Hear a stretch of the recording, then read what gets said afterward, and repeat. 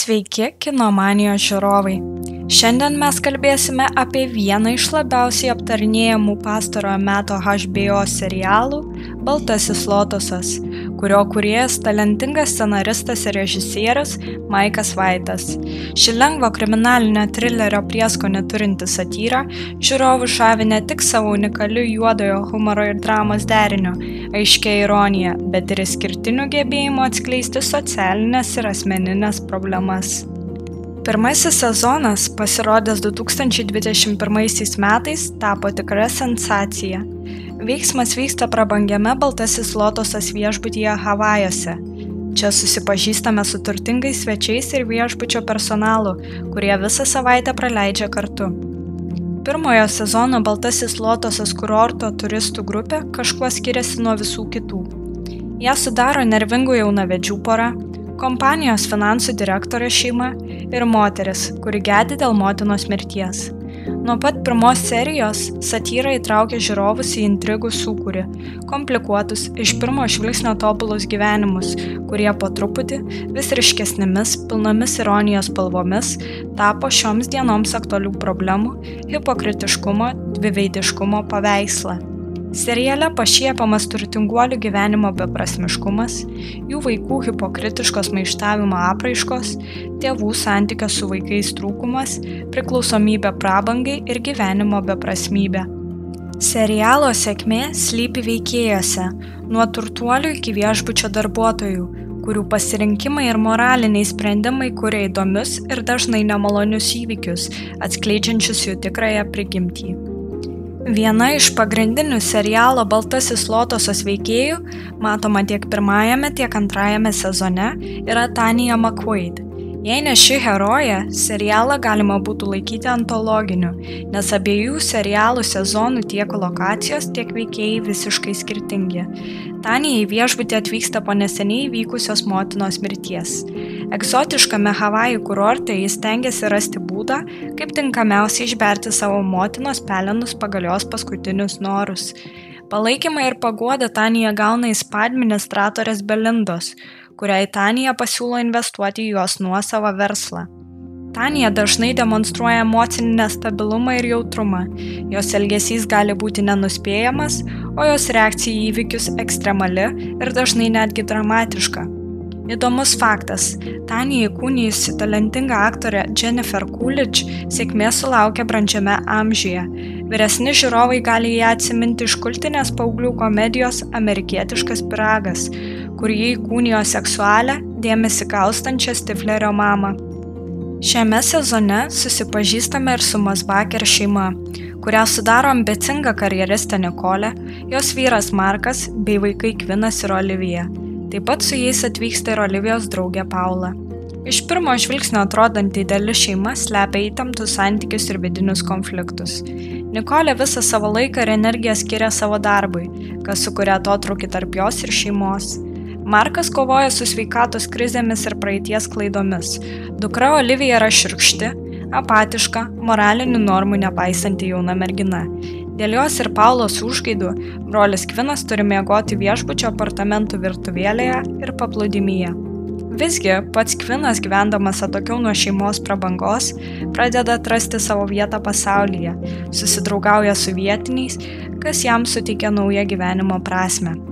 Paula, kuri yra žemesnio socialinio sluoksnio nei Olivija, jaučia didelį pyktį dėl Mosbacher šeimos privilegijų ir arogancijos. Šis pyktis dar labiau sustiprėja, kai jau užmezga santykius su vietiniu viešbučio darbuotoju Kaja. Ši šeima yra puikus pavyzdys to, kaip išorinė prabanga ir sėkmė negali užmaskuoti vidinių žaizdų ir problemų. Dar viena pora – Rachel ir Shane'as. Jaunavedžiai Rachel ir Shane'as viešbutyje praleidžia medaus mėnesį, kuris greitai virsta nemalone patirtimi, kai Shane'as sužino, jog jų motinos susakytas prabangiausias kambarys neatiteko jiems dėl viešbučio administratoriaus Armondo klaidos. Shane'as pradeda persekioti Armondą, stengdamasis gauti jiems priklausantį kambarį. Tuo tarpu Rachel pradeda jaustis nevisavertė, nes visi tikisi, kad jie atsisakys savo karjeros ambicijų ir taps trofėjinė žmona. Be to, Rachel pradeda suvokti savo vyro neigiamas savybes ir svarstyti, ar santuoka nebuvo klaida. Veiksmo centre žavus ir juokingas homoseksualus viešbučio administratorius Armondas.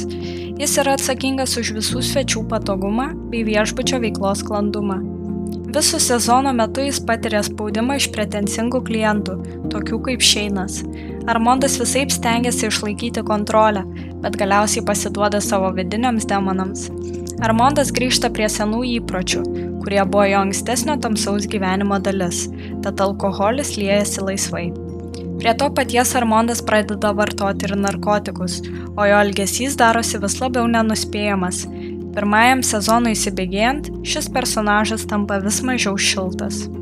Simboliai ir paralelės neretai pastebimos tiek pirmajame, tiek antrajame sezone. Visų pirma, pats serialo pavadinimas gali simbolizuoti graikų mitą apie lotofagus, aprašytus Homero epinėje poemoje Odisėja, kurioje lotusas atspindi pagundas, vedančias į užmarštį ir abejingumą. Vienas pagrindinių simbolių naudojamų seriale – vanduo. Vanduo ne tik simbolizuoja gyvenimą ir mirtį, bet ir atgimimą, valymąsi. Vanduo gali suteikti naują gyvenimo prasmę arba ją atimti. Antrasis šio išskirtinio HBO serialo sezonas džiugino žiūrovą taip pat kaip pirmasis. Prabanga, žmogžudystės, paslapties ir aštrios satyros derinys, vaidyba, režisūra. Serialo kūrėjas Maikas Vaitas grįžta su dar viena itin kruopščiai parinkta pernelyg privilegijuotų svečių partija. Šį kartą jos matome ne Havajuose, o Sicilijoje esančio viešbučio Baltasis Lotosas valdose. Serialo moralinė akis šį kartą krypsta į seksualinių temų kritiką. Kūrinys kaip visada tankus ir daugiasluoksnis, siužetas nepriekaištingas, o žiūrovų simpatijos ar neapykanta niekada ilgai neužsibūna vienoje vietoje. Šiame sezone sutinkame jau žiūrovams pažįstamą veidą – emocingąją veikėją Taniją. Jos vyro pageidavimu, kurį jau matėme pirmojo sezono paskutinėse serijose kaip antraeilį veikėją, pora atvyksta į Siciliją. Leidžiant atostogas drauge, Gregas netikėtai pareiškia, kad turi staigiai išvykti darbo reikalais į Denverį. Likusi Baltajame Lotose su savo asistente Porsche, Tanja netikėtai užmezga draugystę su Quentinu, turtingu anglų homoseksualu, kuris supažindina ją ir Porsche su savo draugais. Quentinas pakviečia jas į savo vilą Palerme, kurioje pramagaudama Tanja netikėtai randa Quentino jaunystės nuotrauką su draugu, kuris atrodo lygiai taip pat kaip Gregas. Tad Tanja užgula abejonės dėl vyro, su kuriuo sumainė vestuvinius žiedus. Personažai į viešbutį atvyko, kad atsipalaiduotų, bet serialo kūrėjai žiūrovams atsipalaiduoti tikrai neleis. Mėgaukitės dar vieną 5 žvaigždučių viešnagę šioje prabangioje vietoje. Porsche į Siciliją atvažiavo ne atostogauti, o tvarkyti Tanijos asmeninius reikalus ir suteikti jai emocinę paramą. Tačiau jos buvimas viešbutyje virsta į Tanijos ir jos vyro Grego konfliktą. Gregas nenori, kad Porsche būtų šalia, nes mano, kad ji per daug kišasi į jų asmeninį gyvenimą, bet Tanija neleidžia savo asistentei vykti namo, o priverčia ją likti viešbutyje ir būti šalia jos. Porsche viešbutyje susipažįsta su Albi Di Grasso, kuris atvyko į Siciliją su savo tėvu Dominiku ir seneliu Bertu. Porsche pradeda leisti dieną su Albi ir jo šeima. Albi yra dėmesingas ir empatiškas, kas tampa Porsche atgaiva po Tanijos. Visgi, vėliau jai pradeda patikti Džekas, kuris yra pristatomas kaip Quentino sūnėnas. Džekas yra žavus ir spontaniškas, todėl Porsche jaučia stiprią trauką jam. Po kiek laiko mergina supranta, kad viskas nėra taip idealu. Šioje istorijoje pateikiama viskas, ko reikia turtingai, sudėtingai ir patenkinančiai komediniai dramai, geriausiai kokios tik galite tikėtis. Taip pat seriale galime pamatyti ir 3 vyrų kartų patirtis ir skirtingus požiūrius. Italas Dominikas Di Grasso, įkūnytas soprano serialo žvaigždės aktoriaus Michelo Imperioli, jo sūnus Albis Di Grasso ir tėvas Bertas Di Grasso atvyko į Siciliją siekdami aplankyti miestą, kuriame gimė Berto močiutė ir surasti giminaičius. Dominikas Di Grasso yra sėkmingas Holivudo prodiuseris.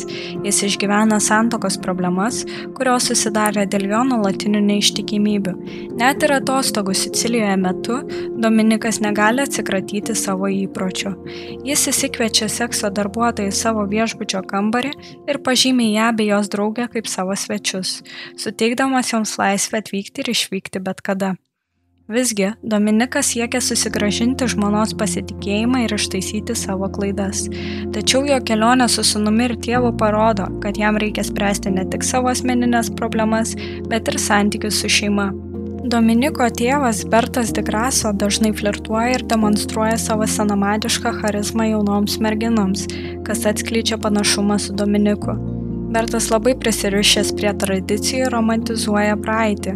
Jis trokšta aplankyti savo protėvių žemę ir atkurti ryšį su šeimos istorija, perteikti šios prisiminimus savo sūnui ir anūkui.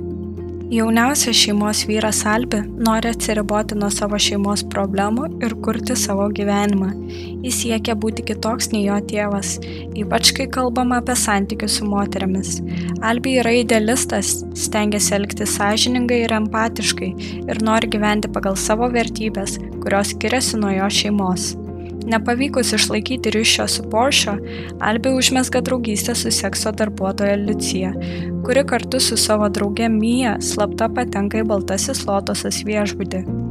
Jos pirmuoju klientu viešbutyje tampa Dominikas. Jis registruoja ją ir Miją kaip savo viešbučio svečius, kas joms leidžia apsipirkinėti, valgyti ir vartoti alkoholį Dominiko sąskaitą. Vėliau Liucija užmezga ryšį su Albiu, kuris, nežinodamas apie jos profesiją, puikiai sutarė su ja ir leidžia Liucijai atskleisti kitą savo pusę. Liucija pasipasakoja Albijui apie vyrą, kuriam ji yra skolinga pinigų. Albi nori padėti Liucijai, tad nusprendžia paprašyti pinigų iš savo tėvo. Antrame sezone Porcelianinės galvos Testa di Moro atspindi Sicilijos legendą apie moterį, kuri nukirto savo mylimojo galvą dėl jo neištikimybės.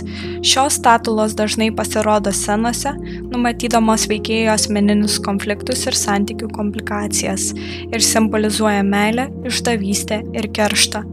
Į Baltasis Lotosas viešbutį atostogų praleisti atvyksta ir studijų draugai Ethanas su Cameronu, kartu pasiimdami savo žmonas Harper ir Daphne. Jų skirtingos asmenybės atsiskleidžia jau pirmoje serijoje.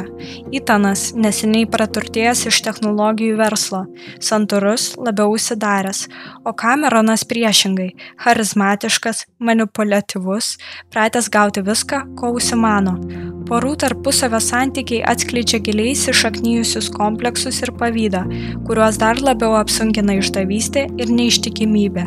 Siužetui rutuliojantis, jų konkurencija vis stiprėja, paveikdama net jų antrasias puses ir privesdama prie dramatiško atomazgų. Serialo gerbėjai spekuliuoja, kad bus 7 Baltasis Lotosas sezonai, atskleidžiantys 7 mirtinas nuodėmes, nes pirmas sezonas galimai simbolizavo mirtiną nuodėmę godumą, o antras gašlumą. Aptarėme pirmus 2 sezonus, o dabar nekantriai laukiame 3-ojo. Naujausiame šiuo metu kuriamame sezone veiksmas persikelia į egzotišką Tailandą, kur pasirodys ir lietuvis aktorius Arnas Federavičius. Jei dar nematėte Baltasis Lotosas serialo, būtinai pažiūrėkite.